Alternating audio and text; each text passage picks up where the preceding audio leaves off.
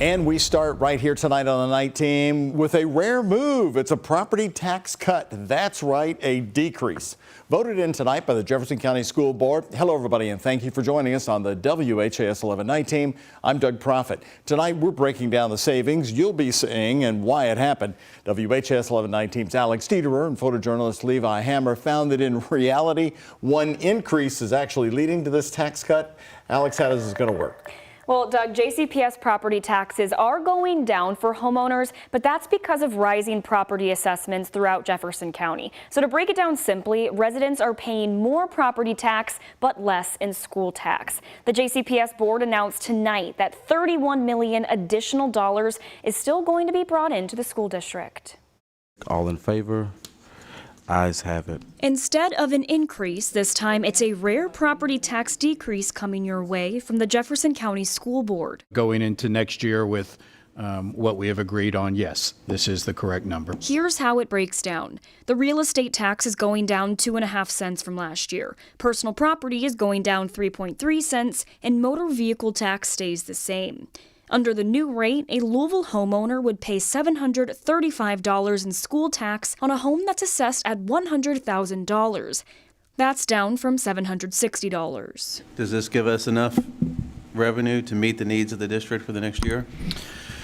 Well, I do think that it allows us to meet what we have agreed to for our raises for employees for next year. So yes, I do think long term that this board and this community is going to have to know that if we're going to change our staffing problems and shortages, we are going to have to take further steps in the future. Combined, the JCPS real property tax and personal property tax will bring in over $750 million in gross revenue. Nearly $55 million of that money is set to go towards building new facilities in the district, like the new Hudson Middle School, the first middle school in West Louisville in nearly 100 years. The Hudson kids are currently at the former Whitney Young Elementary School. I think it's long overdue. The board approved the assignment of an architect for the new school.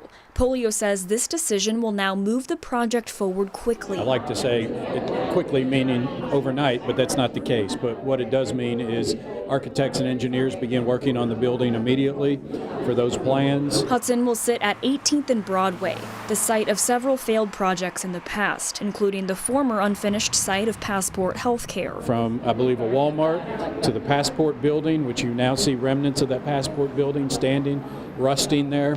And to know that that's going to be a school is pretty special for us. JCPS's goal is to have the middle school open by the first day of school in 2026. Polio also announced tonight that he wants to recommend a tax rate increase in the future. That's to help pay staff more money and fill JCPS vacancies. This would have to be voted on in 2026. In studio, Alex Dederer, the WHAS 11 Night Team on your side. Alex, thank you very much. Also new tonight, another update. JCPS Superintendent Marty Polio saying tonight that they still don't have enough of those TARC bus drivers they need to reinstate bus routes that have been cut for the schools. Dr. Polio says right now they only have 24 drivers on the road. They need 60 to reinstate routes for some magnet and traditional school students. He says there's more testing next week, and the goal is still to restore those routes by the time the students get back from the fall break. If we don't get these drivers to 60 in the next couple of weeks, then we'll have to push that back because there is a lot of work that's going to have to go into that, especially with our routing team. That fall break's coming up in early October. Marty Polio can't make a recommendation to the board to restore the routes until they have those 60 drivers. That's the magic number. Only on WHAS 11 right here tonight. Thanks to LMPD photos you're about to see, we're getting our first look at the vehicles and guns seized this weekend connected to street racing, as we also learn more about the people who've been arrested so far. Arrest documents list 3 different people named Ariana Rivera, Jose Cortez Rivera, and Marco Rivera Jr. as the co-defendants. Officers say the LMPD helicopter actually spotted them doing donuts and burnouts in Cox Park on River Road late Sunday and followed them to Shively, where they were arrested. LMPD sharing these photos with WHAS 11 News, showing the 2 cars and the numerous weapons they seized following that incident at Cox Park on River Road. It also includes photographs of what appears to be an automatic weapon. Take a look right in the middle of your screen there at the top of that car hood. The confiscations are allowed under a new Metro ordinance. Now, this wasn't the only incident this weekend. This amazing video showing a street takeover at the intersection of New Cut Road and Kenwood Drive, not far from the entrance to Iroquois Park. Today, the interim Metro Police Chief Paul Humphrey said anyone involved in these incidents can be punished under this ordinance. The law no longer applies just to the people that are participating in the dangerous activity. It's all of the people around. So whether you do donuts or race, it doesn't matter if you're just standing there and watching, blocking the street. The law now allows us to seize all of those cars.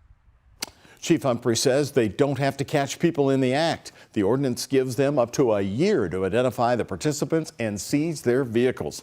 LMPD, by the way, expected to share more information about the street racing and the takeovers during a news conference to be held tomorrow.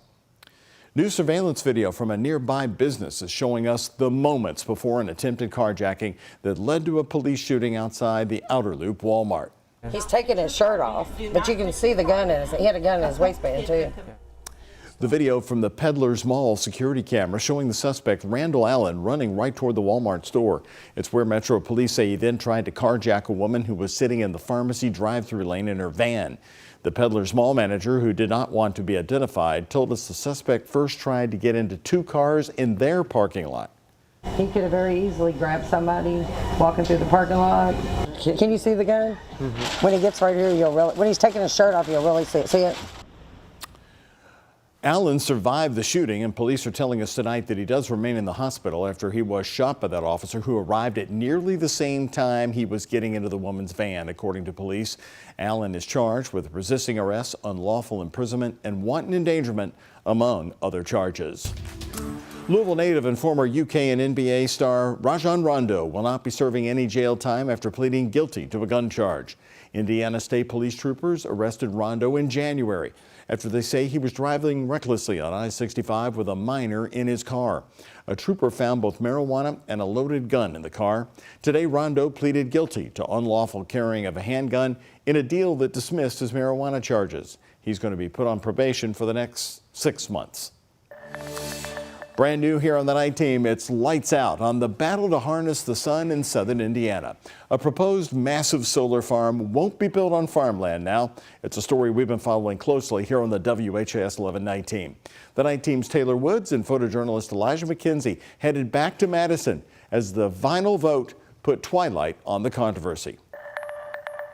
The sun is setting on this thousands acres of land in Madison, Indiana, and also sunsetting a controversy over a proposed solar farm. Having to face hearing bulldozers come in and strip everything, all the trees. IPA Power had hoped to build a solar farm along West Deputy Pike Road where Paula Weatherby and her husband Steve live. They already enjoy the quietness and nature of the area, but they were even more upset when they were given short notice about the solar company. We were dumbstruck, as well as others that had no clue as what was going on. Now, nearly 2 months later, the Madison City Council voted against the solar farm by refusing to allow a zoning change on this farmland. We may disagree, but that is no reason for any of us to personally attack another. Council member Josh Wilbur and other members shared their reasons why they either supported or were against the solar project. One of the main concerns was the buffer zone. Some of these are to protect the environment, protect wildlife. The rezoning vote fell by a vote of 4 no votes to 3 yes votes.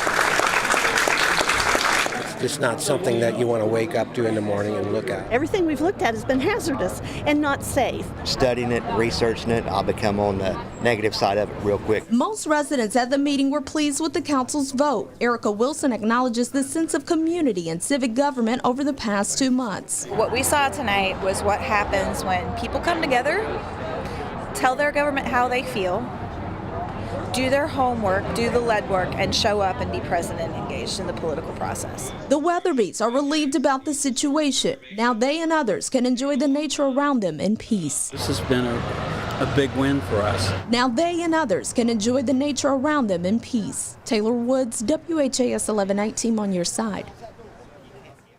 Well, the power company did not speak at tonight's meeting, and we did not see the representative in Madison tonight, but we did contact the power company for a statement, and we've not yet heard back from them as of news time tonight. Louisville bars and restaurants are asking for changes to the city's noise ordinance 1 year after it first went into effect. The regulation states businesses are fined $2,500 for noise that's audible 50 feet away. Violations are up to the discretion of the alcoholic beverage control officers who arrive on the scene. Louisville Hospitality Association says they specifically want to state a maximum volume measured in decibel level 100 feet away from a business. A spokesperson says right now there's a lack of clarity. Bars are scared to hire musicians. Musicians are troubled because they can't get booked, or they can't get booked at the rates which they used to. Certain bars don't know what time guidelines there are. That's one other thing we're calling for, is a time guideline. Louisville Metro Council member Ben Reno Weber, who represents the district there, is drafting more specific regulations and seeking community input. He promises a draft will be ready this fall.